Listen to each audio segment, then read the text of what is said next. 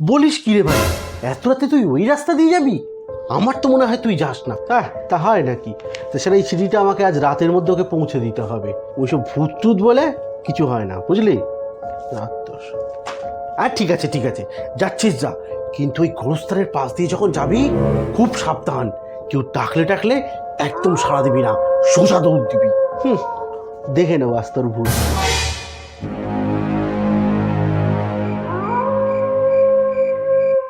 বাবা রে বাবা, রাস্তাটা তো একদম ফাঁকা।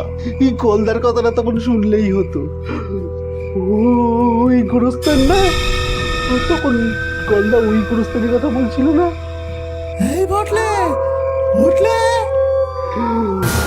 এই বটলে, এই বটলে, বটলে দাঁড়া, এই বটলে দাঁড়া।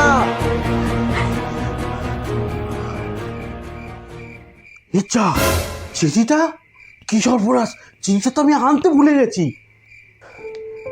এই কলদা, তুই এখানে? এই নে ধর, চিঠিটা তুই ফেলে এসেছিলিস।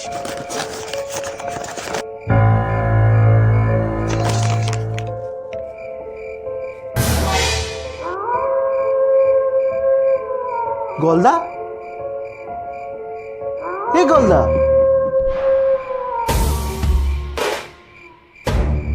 ওরে বাবা,